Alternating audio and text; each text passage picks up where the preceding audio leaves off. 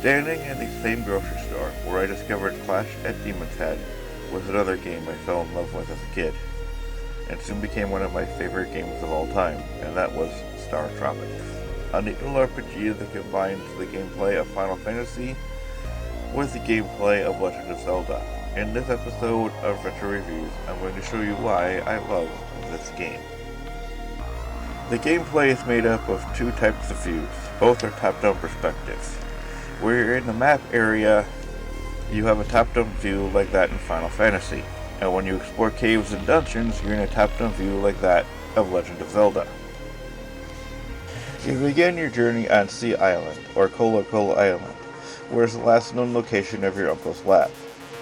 As you explore the map, you end up at the village chief, who tells you that your uncle had been kidnapped and asks for your help.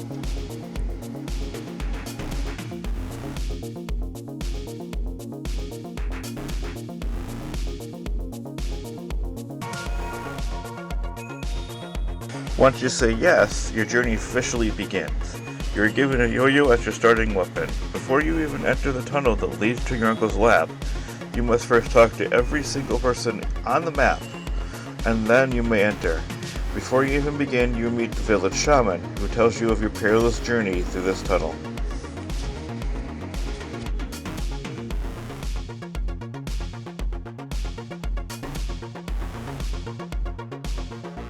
After you're given access to the way to the lab, you then face the first few areas of the game. Each area teaches you how the caverns work, in both combat and in puzzle solving. To open doors and chests you find along the way. You can jump on any of the tiles you see in each room, or any dungeon, or to reveal other rooms, or to open doors, or even unlock chests as well. As you progress through the first dungeon of the game, you'll encounter your first boss, Sea Serpent, a long serpent that guards the exit to your uncle's lab. Once you've beaten him, then you go on to your uncle's lab, and learn that he had built a submarine he used to travel to the other islands, called Subsea, and it is piloted by a robot named Nabcom, and he uses frequencies that tell him what you want him to do, and what you can do with the sub, and thus begins the next chapter. With a total of 8 chapters, I could go on and on about each chapter, but it would get way too long.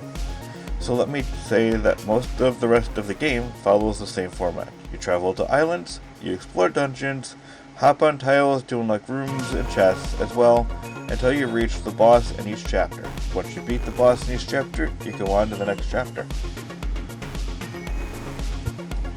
On to the pros of the game. The game has great charm to it as it combines both types of styles from two of my favorite games, Final Fantasy and Legend of Zelda. The chapters help you progress through the main story quite well, with the music alerting you to certain parts you're about to come to, such as boss battles and other areas of the game.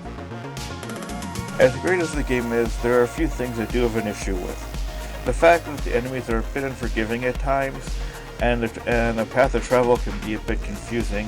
Some of the puzzles get a bit confusing, causing you to have to look up cheats or look up the solution online, as well as trying to figure out where you have to go. Some of the maps drive you in circles, where you have to actually look up an entire map online just to figure out where to go next. When you die, you lose all but your yo-yo, so you have to go back and find all the weapons you had again. And who needs a supply of bats? Isn't it just one? I mean, why do you need a supply of bats? On to my final thoughts. The gameplay is awesome, bouncing back and forth between the two styles depending on where you are on the map or in the dungeon. The music is just a joy to listen to, and the way it changes when you get to a boss or certain areas of the game just adds to that charm as well. Overall, this game is one I recommend playing when you get a chance. What are your thoughts on Startropics? Let me know in the comments. Be sure to hit that subscribe button and the notification bell so you're notified of the next episode of Retro Reviews. This is Paul saying peace out and stay frosty.